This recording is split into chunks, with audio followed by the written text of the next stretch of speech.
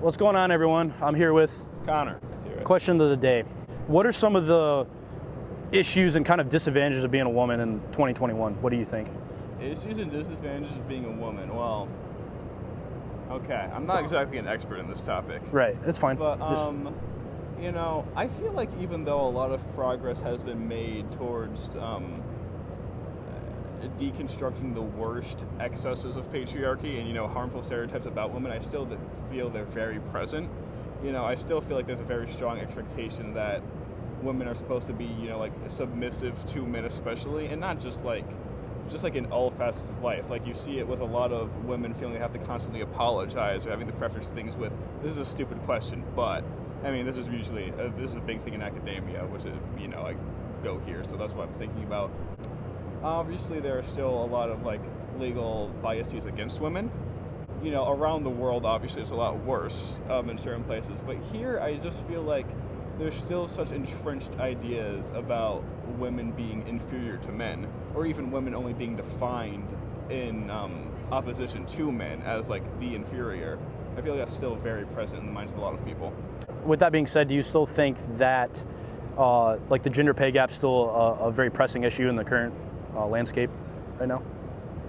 Yeah. Or do you feel like it's been debunked, or kind of what's your take on it, do you think? I feel like the, like, pop version of this is very, like, it's not really well discussed on both sides, but I do feel like there's a tendency to expect, like, you know, within job, like, if you have two employees, man A, woman A, you know, a lot of employers think they can pay woman A a little less because they think she won't speak up as much, or, you know, won't discuss her pay with other people and will just accept it.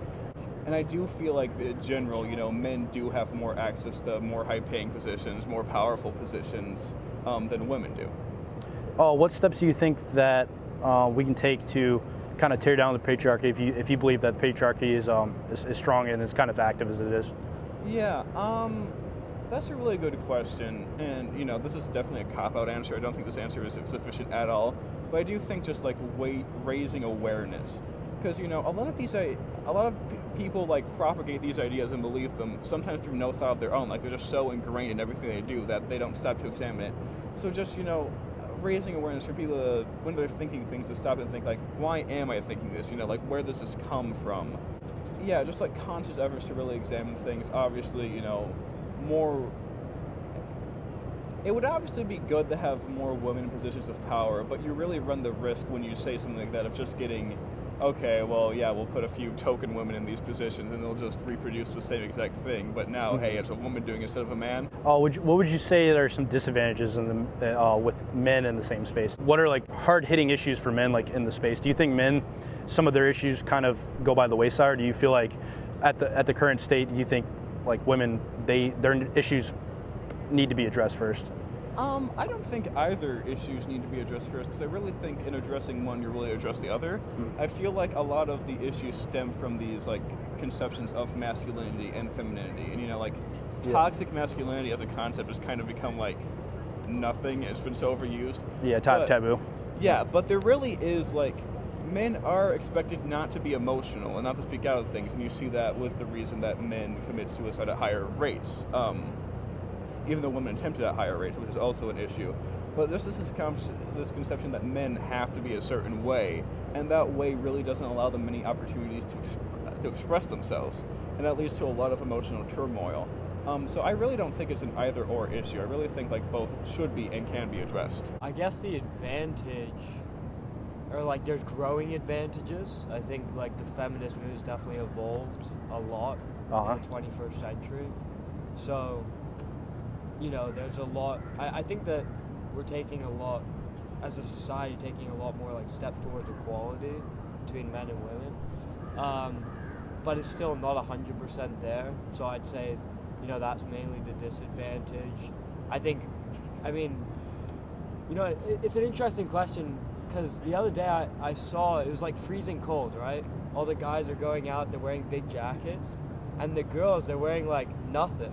It's like 40 degrees out. Why is that? Do you think it's for their own self-approval, or do you think it's for male approval? So that's what I was asking myself, and I guess that kind of speaks to the question that you're asking, you know, like,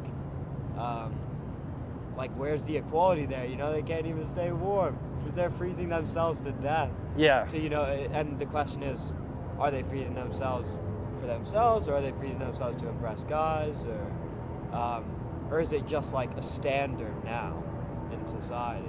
Do you think that it's going to continue to grow at this level, or do you think it'll so. kind of stagnate? Or in the U.S., yeah, and I think eventually it will spread. Because if you look at other countries, it's not the same. You know, So it's just, you're really saying it's a Western issue, really, here in the West? Well, it's an issue everywhere. I think it's a lot worse at other places, but they're not taking steps to correct it. And I think Western civilization is.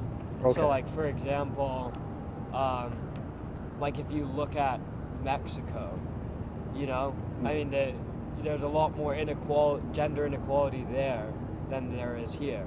Advantages and disadvantages? Correct. I feel like there are still a lot of disadvantages.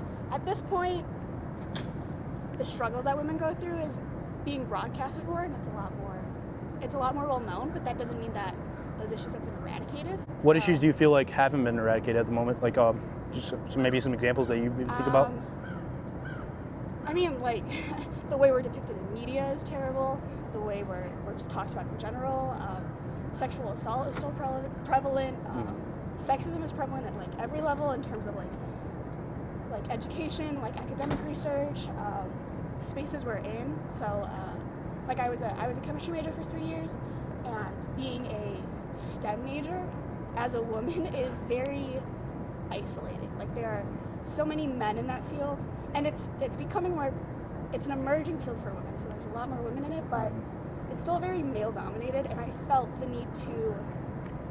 like I had to prove my worth every time I was there. Like, I think that's something is we constantly have to prove ourselves, and we constantly have to just, like, show that we're capable of doing things, because the bare minimum is, like, we're still just treated as if we can't do anything. I guess sort of like a prop almost. You feel like maybe like a puppet. Yes. We're very dehumanized and objectified. Like, we're just treated as props is the best way to. The best way to term it. Like a stage piece almost. Yeah, like we're here to serve you. And we're here in the background, but we're never individuals. We're never people with, like, complex identities. Like, when it comes down to it, we're still, like, we're just women. Like, that's how people see us. What would some advantages do you think of being a woman, just in the current space, in the current, like, fabric of society would be in your exhibition? Honestly, I feel the best advantage of being a woman is being able to be a woman with other women. I'm not sure if that makes sense, but No, I do, like, completely. the sense of, like, community, and not to sound cheesy, but, like, sisterhood and just family I feel with other women, and the sense of comfort I get with them is something I don't think I could ever reach with, like, a group of men. Advantages and disadvantages of being a female in 2021, do you think? Okay, well, first of all, I'm non-binary. Okay. So, I'm femme, non-binary, but I can still answer it from a feminized perspective, yeah? Right. I would say it's hard for me to think about advantages. Perhaps privileges because I'm white, but that's not because I'm female. But disadvantages would definitely be, like, making less money than people who are men. Off the top of my head, higher rates of domestic violence, more incidents that we would be sexually assaulted.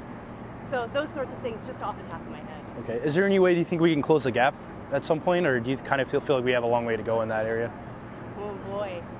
I think that there are some ways that we've progressed as a society, and there are some ways that we have just stayed the same and shifted stuff, Right. you know, from one place to another. Mm-hmm. And then there are some ways that we've gone backward. So I personally think there's a lot of stuff that needs to burn down before we can really address what's happening. And I just think that's how society works. That's not like I want to burn things down. Mm-hmm. That's what I think. Do you think there's anything that, like, incentivizes those kind of acts, like those, like when it comes to sexual assault and violence towards women and violence towards the trans community? What exactly do you think? You're going deep here. I like this. I think that we live in a time where our emotions, like it or not, our emotional abilities are developing.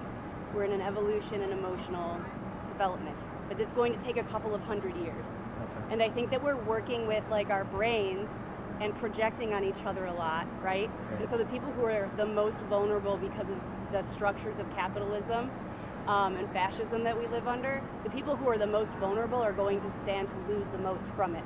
But we all lose, and we're all kind of going through something at the same time, depending on how you're looking at it.